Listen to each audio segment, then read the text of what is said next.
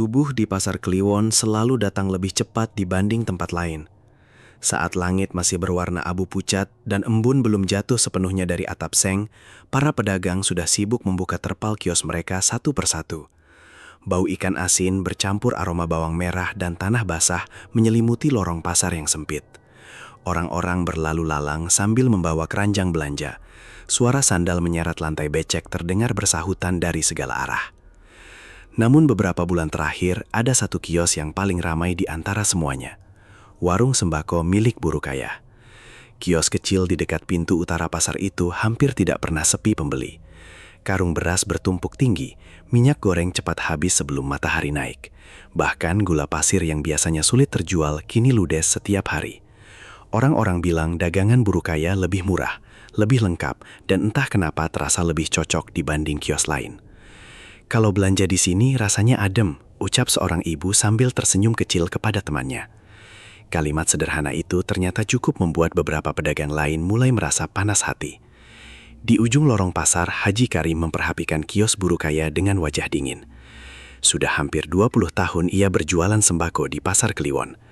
Dulu kiosnya yang paling ramai, orang-orang bahkan rela antre untuk membeli beras dan tepung darinya. Tapi sekarang keadaan berubah begitu cepat. Pembelinya makin sedikit, kadang sampai siang hanya 2 atau 3 orang yang datang. Sementara di depan kios Buru Kaya, antrean terus mengular. Haji Karim mengepalkan tangan pelan. Orang-orang sekarang gampang lupa, gumamnya lirih. Di dalam kios, istrinya mencoba menenangkan. Mungkin memang lagi sepi saja. Sepi? Haji Karim menoleh tajam. Ini bukan sepi, dia sengaja merebut pelanggan kita. Tatapan iri itu mulai tumbuh pelan-pelan. Dan di pasar tua seperti Pasar Kliwon, rasa iri seringkali berubah menjadi sesuatu yang jauh lebih gelap. Malam Jumat Kliwon tiba bersama angin dingin yang terasa aneh. Hujan rintik membasahi jalanan desa saat Haji Karim berjalan sendirian menuju pinggir kuburan tua di belakang pasar. Di sana berdiri sebuah gubuk rayot dengan lampu minyak redup menggantung di depan pintunya. Tempat tinggal Mbah Sastro. Orang-orang desa mengenalnya sebagai dukun tua yang jarang bicara dan hanya keluar malam hari. Tidak ada yang tahu pasti usianya. Ada yang bilang ia sudah hidup sejak zaman penjajahan. Ada pula yang percaya ia memelihara makhluk gaib di dalam rumahnya. Ketika Haji Karim masuk, aroma kemenyan langsung menusuk hidung. Mbah Sastro duduk bersila di depan mangkuk tanah liat berisi air hitam pekat. "Kau datang juga akhirnya," ucap lelaki tua itu tanpa membuka mata. Haji Karim duduk perlahan. "Aku cuma ingin daganganku kembali ramai." Mbah Sastro tersenyum tipus. "Tidak ada orang datang ke tempatku hanya untuk itu."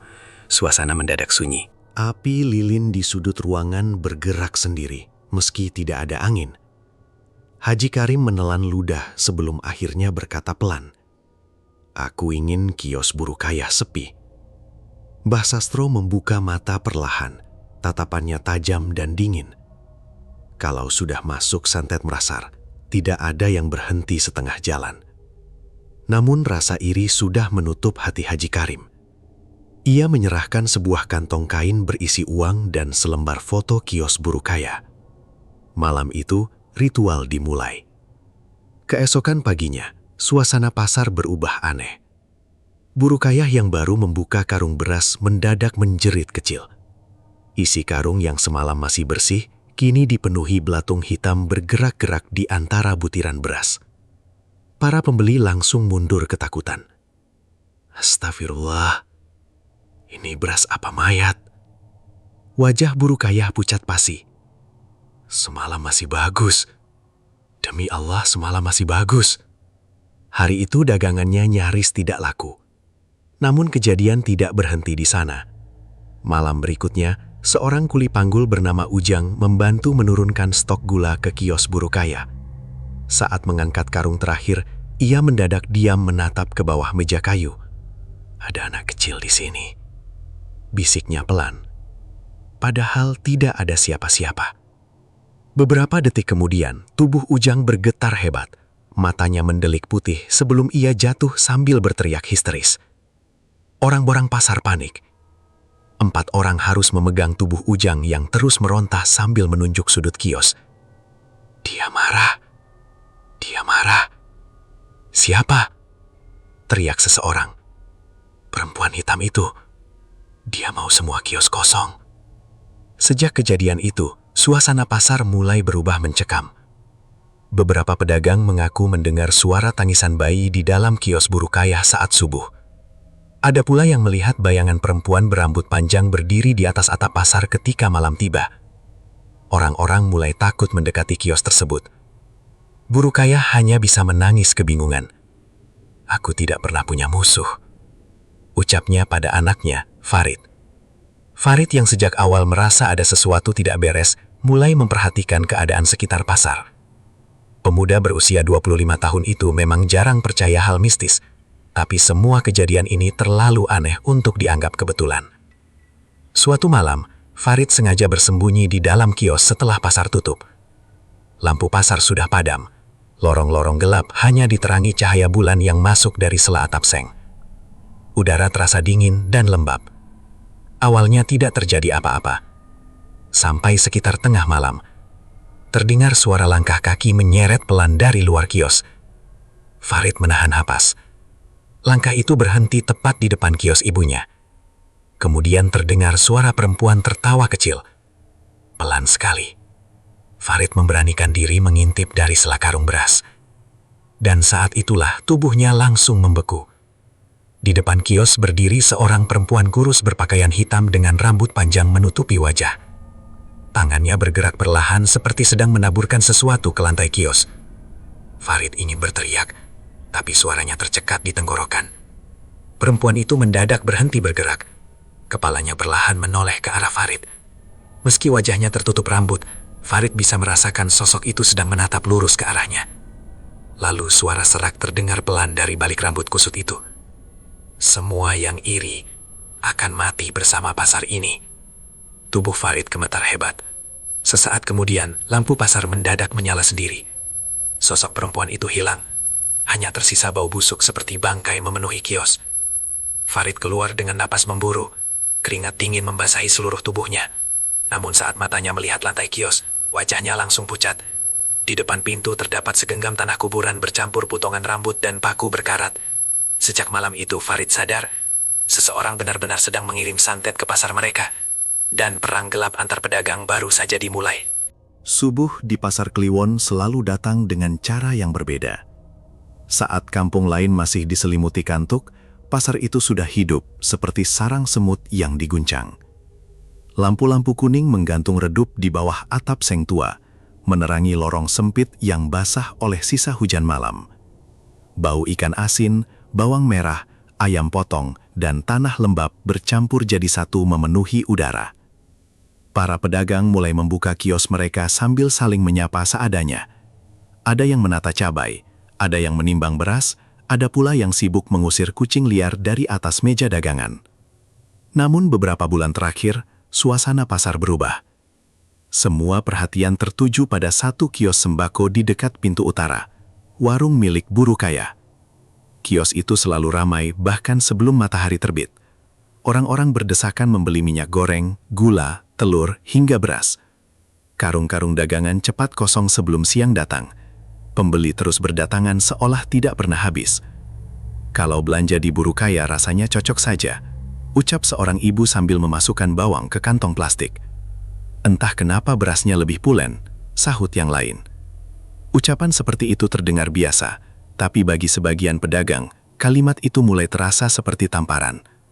Di ujung lorong pasar, Haji Karim berdiri memperhatikan kios itu dengan wajah datar. Tangannya sibuk menghitung uang receh hasil jualan hari itu yang bahkan tidak cukup untuk menutup modal.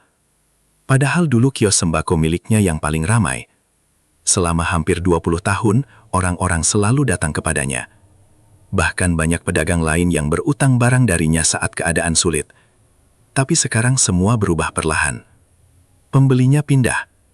Keuntungan turun drastis. Dan semua terjadi sejak kios Burukayah makin terkenal. Haji Karim memandangi antrean pembeli di depan kios itu dengan rahang mengeras. "Aneh," gumamnya lirih. Istrinya yang duduk di belakang kios mencoba menenangkan. Mungkin memang lagi rezekinya dia. Rezeki? Haji Karim menoleh pelan. Tidak mungkin seramai itu setiap hari. Tatapan matanya kembali mengarah pada Burukayah yang sedang tersenyum melayani pembeli. Rasa iri mulai tumbuh perlahan. Dan di Pasar Kliwon, rasa iri sering berubah menjadi sesuatu yang lebih mengerikan. Hari-hari berikutnya keadaan makin buruk bagi Haji Karim. Dagangannya semakin sepi. Bahkan beberapa pelanggan lamanya mulai jarang datang. Sementara kios buruh kaya semakin penuh.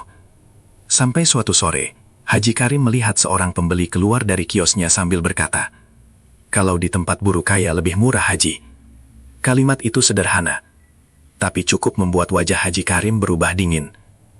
Malam harinya, hujan turun tipis membasahi jalan desa. Angin dingin berembus melewati pepohonan bambu di belakang pasar. Dalam gelap malam itu, Haji Karim berjalan sendirian menuju sebuah gubuk tua di dekat kuburan. Gubuk milik Mbah Sastro. Orang-orang kampung mengenalnya sebagai dukun tua yang jarang keluar rumah. Tidak ada yang tahu pasti asal-usulnya. Ada yang bilang ia bisa berbicara dengan penghuni kuburan. Ada pula yang percaya banyak pedagang diam-diam datang meminta pesugihan kepadanya. Saat Haji Karim masuk, aroma kemenyan langsung memenuhi hidung. Ruangan itu remang-remang. Hanya ada cahaya lilin kecil di sudut ruangan. Mbah Sastro duduk bersila di depan mangkuk tanah liat berisi air hitam. "Kau terlambat datang," ucap lelaki tua itu pelan tanpa membuka mata. Haji Karim duduk perlahan. "Aku butuh bantuan." Mbah Sastro tersenyum tipis. Semua orang yang datang ke sini selalu bilang begitu. Suasana hening beberapa detik. Lalu Haji Karim akhirnya berkata pelan, "Aku ingin kios seseorang sepi." Api lilin mendadak bergerak liar. Mbah Sastro membuka mata perlahan. Tatapannya tajam dan membuat tengkuk terasa dingin. Kalau sudah memakai santet pasar, tidak ada yang berhenti setengah jalan. Namun rasa iri sudah terlalu besar di hati Haji Karim. Ia menyerahkan selembar foto kios buruh kaya dan sejumlah uang yang dibungkus kain hitam. Malam itu ritual dimulai. Keesokan paginya, pasar Kliwon mendadak gempar. Buruh kaya menjerit saat membuka salah satu karung beras di kiosnya. Beras yang semalam masih bersih, kini dipenuhi belatung hitam bergerak-gerak di dalam karung. Pembeli langsung mundur ketakutan. Astagfirullah, itu belatung dari mana? Buruh kaya gemetar sambil mengaduk isi karung dengan tangan pucat. Semalam masih bagus, demi Allah semalam masih bagus. Hari itu banyak pembeli pulang tanpa jadi membeli. Namun teror baru saja dimulai. Malam berikutnya, seorang kuli panggul bernama Ujang membantu menurunkan stok gula ke kios buruh kaya. Saat mengangkat karung terakhir, ia tiba-tiba diam menatap bawah meja. Wajahnya mendadak pucat. Ada anak kecil. Orang-orang menoleh bingung. Anak kecil apa? Ujang menunjuk ke bawah meja dengan tangan gemetar. Itu duduk di sana. Padahal tidak ada siapa-siapa. Beberapa detik kemudian, tubuh Ujang langsung kejang hebat.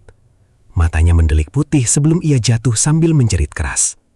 4 orang mencoba menahannya. Dia marah, dia marah. Siapa? Teriak seseorang panik. Perempuan hitam itu. Dia bilang semua kios akan kosong. Sejak kejadian itu, suasana pasar berubah mencekam. Pedagang mulai saling curiga. Beberapa mengaku mendengar suara tangisan bayi saat subuh dari arah kios buruh kaya. Ada yang melihat bayangan perempuan berdiri di atas atap pasar ketika malam. Bahkan seorang tukang sapu pasar bersumpah melihat sosok hitam berjalan tanpa kaki di lorong belakang kios. Buruh kaya mulai ketakutan. "Aku tidak pernah punya musuh," katanya sambil menangis pada Farid, anak laki-lakinya. Farid bukan orang yang percaya santet. Selama ini ia selalu menganggap cerita mistis pasar hanya omong kosong pedagang tua. Tapi semakin lama, kejadian-kejadian itu terasa terlalu nyata. Suatu malam, Farid memutuskan berjaga sendirian di dalam kios. Pasar sudah tutup total. Lampu lorong dimatikan. Hanya cahaya bulan yang masuk dari sela-sela atap seng tua. Udara malam terasa dingin dan pengap. Farid duduk diam di balik tumpukan karung beras sambil memperhatikan keadaan sekitar. Awalnya tidak ada apa-apa. Sampai lewat tengah malam. Terdengar suara langkah kaki pelan di luar kios. Bukan langkah biasa. Seperti kaki diseret perlahan di lantai basah. Farid menahan nafas. Langkah itu berhenti tepat di depan kios. Kemudian terdengar suara perempuan tertawa kecil. Pelan sekali. Farid memberanikan diri mengintip dari sela karung. Dan saat itulah, seluruh tubuhnya langsung membeku. Di depan kios berdiri sosok perempuan berpakaian hitam. Rambutnya panjang menutupi wajah. Tubuhnya kurus tinggi dengan kulit pucat keabu-abuan. Tangannya bergerak perlahan menaburkan sesuatu di depan kios. Farid ingin berteriak tapi tenggorokannya terasa terkunci.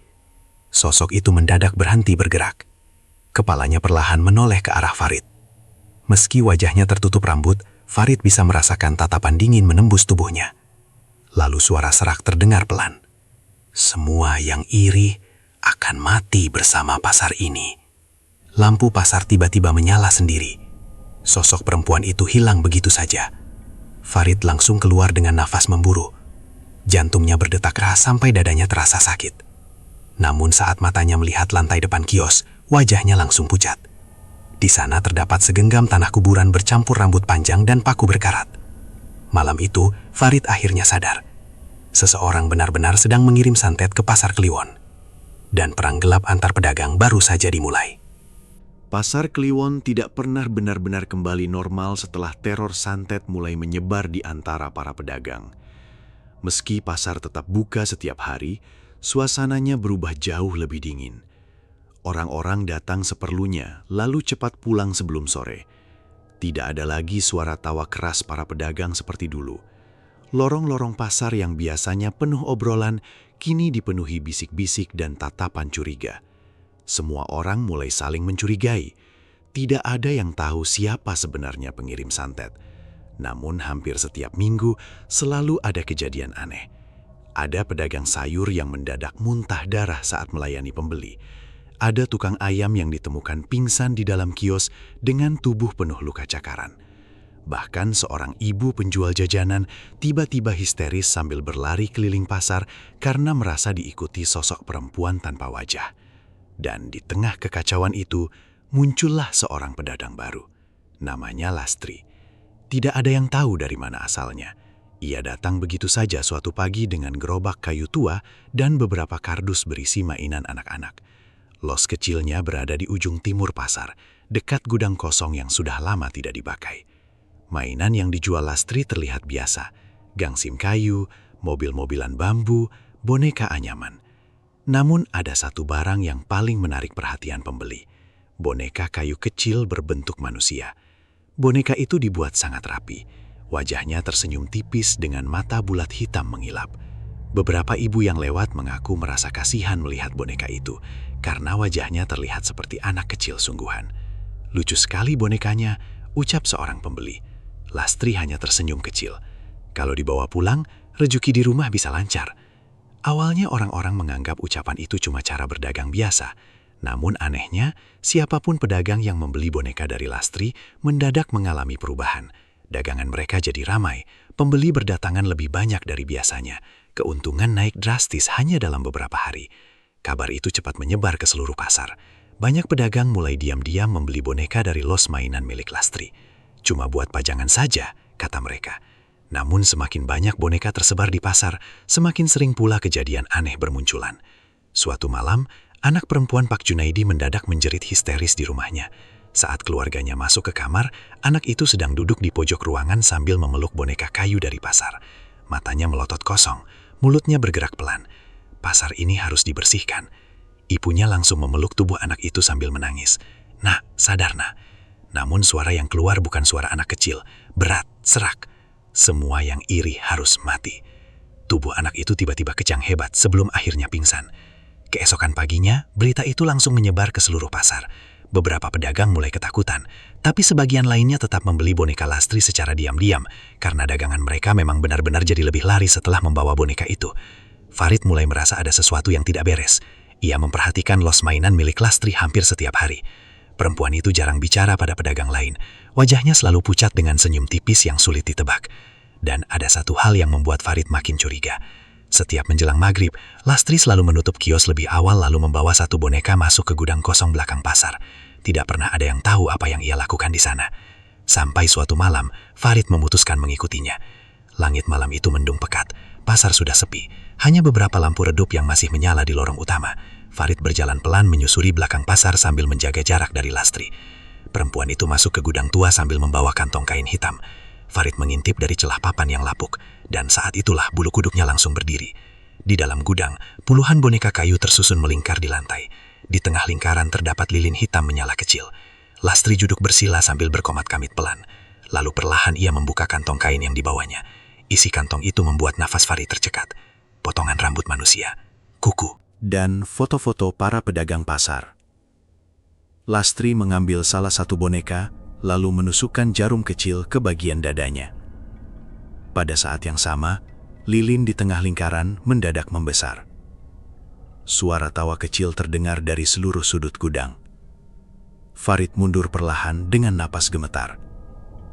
Namun tiba-tiba, salah satu boneka yang tadi diam mendadak menoleh ke arahnya. Mata hitam boneka itu bergerak pelan, menatap lurus ke Farid. Tubuh Farid langsung dingin. Kemudian seluruh boneka di dalam gudang perlahan ikut menoleh bersamaan. Kayu-kayu kecil itu bergerak sendiri, seperti hidup. Dan suara anak kecil mulai terdengar pelan di dalam ruangan. Dia melihat. Dia melihat. Farid spontan mundur hingga menginjak kaleng bekas di belakangnya. Suara keras itu membuat Lastri langsung berhenti membaca mantra. Kepalanya menoleh cepat ke arah celah papan. Senyumnya perlahan hilang. Keluar, ucapnya pelan. Farid langsung berlari meninggalkan gudang. Namun sejak malam itu, teror di pasar menjadi jauh lebih mengerikan. Beberapa pedagang mulai mengalami mimpi buruk yang sama. Mereka melihat boneka kayu berdiri di depan rumah sambil tersenyum dalam gelap. Ada pula yang mendengar suara ketukan kecil dari bawah tempat tidur setiap tengah malam. Tok, tok, tok. Saat diperiksa, boneka dari los mainan selalu berada di bawah ranjang dalam posisi menghadap ke pintu. Suatu pagi, seorang pedagang buah ditemukan pingsan di kiosnya. Tubuhnya penuh luka kecil seperti tusukan jarum. Di sebelah tubuhnya, terdapat boneka kayu dengan wajah retak dan bercak hitam menyerupai darah. Farid akhirnya menceritakan semuanya pada buruh kaya. Lastri bukan pedagang biasa, ucapnya pelan. Buruh kaya terlihat pucat. Lalu siapa dia sebenarnya? Farid terdiam beberapa saat sebelum menjawab. Aku rasa, dia murid Mbah Sastro. Kalimat itu membuat udara di dalam kios terasa lebih dingin. Malam berikutnya, Farid memberanikan diri kembali ke gudang tua bersama dua orang kurir pasar. Namun saat mereka membuka pintu gudang, semua boneka sudah hilang. Lilin-lilin hitam padam berserakan di lantai. Dan di tengah ruangan terdapat tulisan besar dari cairan merah bekat. Pasar ini belum selesai. Salah satu kuli langsung muntah ketakutan. Sementara Farid berdiri membeku menatap dinding gudang. Karena tepat di bawah tulisan itu, tergantung puluhan boneka kayu dengan wajah para pedagang pasar Kliwon. Pasar Kliwon perlahan berubah menjadi tempat yang tidak lagi terasa seperti pasar biasa. Orang-orang masih datang untuk membeli kebutuhan sehari-hari, namun tidak ada lagi wajah tenang di antara para pedagang. Semua mata dipenuhi curiga, semua bisikan terdengar seperti ancaman. Teror santet sudah menyebar terlalu jauh. Setelah kejadian boneka-boneka dari los mainan milik Lastri, ketakutan mulai menguasai seluruh pasar. Banyak pedagang memilih menutup kios lebih cepat sebelum maghrib. Bahkan ada yang berhenti berdagang sepenuhnya karena merasa terus diikuti sesuatu sejak membawa boneka dari los itu. Namun, keadaan justru semakin buruk. Suatu pagi, Pak Darno si pedagang daging ditemukan duduk sendirian di kiosnya sambil tertawa pelan. Matanya merah, bibirnya pucat, dan kedua tangannya penuh darah ayam yang belum dibersihkan sejak subuh. Orang-orang mengira ia sedang mabuk. Sampai tiba-tiba Pak Darno berkata pelan tanpa melihat siapapun. Dia sudah mulai mengambil tumbalnya. Pedagang di sekitar langsung saling berpandangan. Siapa yang kau maksud, Pak? Pak Darno perlahan menoleh. Senyumnya terlihat aneh. Penghuni pasar ini. Kalimat itu membuat beberapa orang langsung pergi meninggalkan kios. Sejak hari itu, kejadian mengerikan datang bertubi-tubi. Seorang penjual cabai mendadak muntah paku kecil di depan pembeli. Tukang ayam kehilangan suaranya setelah mengaku melihat perempuan berambut panjang berdiri di atas atap pasar saat subuh.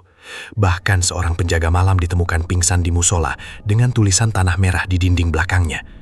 Semua akan mati. Farid mulai sadar keadaan sudah di luar kendali. Bukan lagi sekedar santet antar pedagang. Ada sesuatu yang jauh lebih besar sedang bangkit di pasar Kliwon. Namun sebelum Farid sempat mencari jawaban, perang antar pedagang lebih dulu meledak. Haji Karim mulai terang-terangan menuduh Pak Darno memakai ilmu hitam untuk melariskan dagangan. "Aku tahu kau peliharain sesuatu di kios dagingmu," bentaknya suatu pagi. Pak Darno langsung berdiri sambil menatap tajam. "Jangan sembarang bicara kalau tidak mau mulutmu membusuk." Keributan itu membuat seluruh pasar gaduh. Para pedagang mulai terpecah menjadi kelompok-kelompok kecil. Ada yang percaya Haji Karim pengirim santet pertama. Ada pula yang yakin Pak Darno memelihara makhluk gaib dari darah hewan sembelihan. Dan di tengah kekacauan itu, Lastri menghilang. Los mainan kosong sejak 3 hari terakhir. Namun anehnya, beberapa pedagang masih mendengar suara tawa anak kecil dari arah gudang belakang pasar setiap malam. Malam Jumat Kliwon akhirnya tiba. Langit gelap sejak sore. Awan hitam menggantung rendah di atas pasar seperti hendak runtuh kapan saja. Angin berembus dingin membawa bau anyir yang semakin kuat menjelang malam. Sebagian pedagang memilih pulang lebih awal, namun beberapa tetap bertahan karena takut dagangan mereka dicuri. Farid malam itu memutuskan berjaga bersama buruh kaya di kios sembako. Perasaannya tidak tenang sejak sore. Dan benar saja, sekitar pukul 11 malam, seluruh lampu pasar mendadak padam bersamaan. Gelap langsung menyelimuti seluruh lorong pasar. Hanya suara hujan dan angin yang terdengar dari kejauhan. Buruh kaya memegang lengan Farid erat. "Farid, ibu takut." Farid mencoba menenangkan meski dadanya sendiri berdebar keras. Tiba-tiba, terdengar suara langkah kaki berlari dari arah los daging. Lalu suara teriakan keras memecah malam. "Tolong, tolong!" Farid langsung keluar dari kios sambil membawa senter kecil. Lorong pasar gelap dan becek oleh air hujan. Suara orang-orang panik mulai terdengar dari berbagai arah. Saat Farid sampai di los daging, tubuhnya langsung membeku. Pak Darno berdiri di tengah kios sambil memegang golok berlumuran darah. Matanya kosong seperti orang kesurupan. Di lantai depan kios, seorang pedagang ayam tergeletak dengan luka panjang di lengannya. "Aku bukan yang melakukannya," gumam Pak Darno pelan. Tubuhnya gemetar. "Dia yang menyuruhku." Belum sempat Farid mendekat, suara tawa perempuan mendadak terdengar dari atas atap pasar. Semua orang langsung menoleh ke atas. Dalam cahaya petir yang menyambar sesaat, terlihat sosok perempuan hitam berdiri di ujung atap sambil menunduk memandangi mereka. Rambutnya panjang menjuntai, tubuhnya kurus, dan kedua matanya merah menyala. Beberapa pedagang langsung berteriak ketakutan. "Itu dia, perempuan santet itu!" Sosok tersebut tertawa pelan sebelum melompat turun ke lorong belakang pasar. Orang-orang panik berhamburan, suasana berubah kacau. Ada yang menangis, ada yang berteriak membaca doa, ada pula yang mendadak kerasukan dan membenturkan kepala ke tiang kios sambil tertawa histeris. Farid mencoba mengejar sosok perempuan itu ke lorong belakang, namun semakin jauh ia masuk, udara terasa semakin dingin. Lorong belakang pasar gelap total, hanya cahaya petir sesekali menerangi jalan sempit di antara gudang tua. Dan di sanalah Farid melihat sesuatu yang membuat langkahnya berhenti. Di tengah lorong berdiri Lastri. Perempuan itu basah kuyup oleh hujan. Wajahnya pucat dengan senyum tipis yang mengerikan. Di tangannya tergenggam sebuah boneka kayu. "Semua sudah dimulai," ucapnya pelan. Farid menatap tajam. "Apa yang sebenarnya kalian inginkan?" Lastri tertawa kecil. "Kami cuma membangunkan pemilik asli pasar ini." Petir kembali menyambar. Dan sesaat cahaya terang itu muncul, Farid melihat puluhan bayangan hitam berdiri di belakang Lastri. Bentuknya kurus tinggi dengan mata merah menyala. Farid mundur perlahan. Apa itu? Lastri mengangkat boneka di tangannya. Dulu tempat ini adalah tanah ritual. Banyak pedagang lama memberi tumbal demi kekayaan. Angin malam mendadak bertiup lebih kencang. Haji Karim, Pak Darno, semuanya cuma pion. Farid mengepalkan tangan. Siapa dalang semua ini? Senyum Lastri perlahan melebar. Mbah Sastro, nama itu membuat darah Farid terasa dingin. Tiba-tiba terdengar suara gemuruh dari bawah tanah pasar. Lantai lorong mulai bergetar. Pedagang-pedagang di depan pasar menjerit panik saat beberapa bagian lantai retak dengan sendirinya. Dari celah retakan itu keluar bau busuk menyengat seperti bangkai lama terkubur. Dan dari arah bawah tanah, terdengar suara genderang pelan. Dum, dum, dum. Suara itu menggema ke seluruh pasar seperti berasal dari perut bumi. Pedagang-pedagang mulai berlari keluar, namun beberapa mendadak jatuh sambil memegangi kepala mereka. Ada yang memanggil, "Dia bangun." Farid menatap retakan besar di tengah pasar dengan wajah pucat. Karena perlahan, Sesuatu mulai bergerak dari dalam kegelapan bawah tanah itu. Hujan masih turun deras ketika lantai pasar Kliwon mulai retak satu persatu. Pedagang yang belum sempat melarikan diri berteriak panik sambil berebut keluar dari lorong pasar yang gelap. Bau busuk seperti bangkai dari kuburan lama menyebar semakin pekat memenuhi udara. Farid berdiri terpaku di tengah lorong bersama Burukaya yang terus menggenggam lengannya dengan tangan gemetar. Suara genderang dari bawah tanah masih terdengar. Pelan, berat, menggema seperti dipukul dari kedalaman bumi. Dum, dum, dum.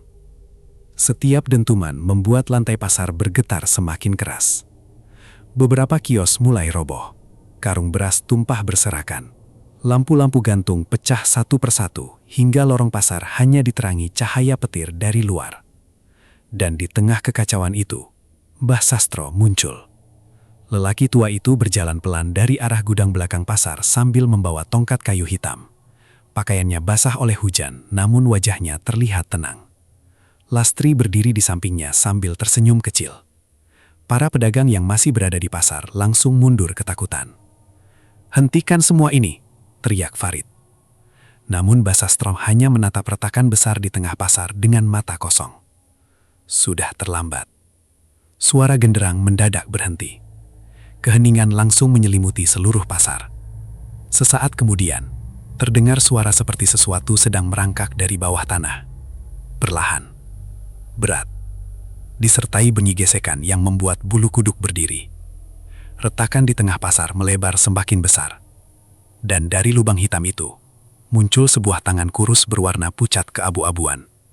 Jari-jarinya panjang dengan kuku hitam tajam seperti akar pohon mati.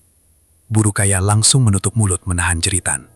Farid mundur satu langkah saat sosok itu perlahan keluar dari dalam tanah. Tubuhnya tinggi kurus dibalut kain lusuh menyerupai kain kafan yang sudah menghitam. Rambutnya panjang kusut menutupi sebagian wajah. Kulitnya penuh retakan seperti tanah kering. Namun yang paling mengerikan adalah matanya.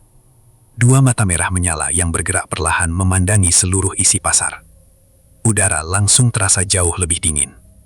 Beberapa pedagang spontan jatuh bersujud sambil menangis ketakutan. Itu apa?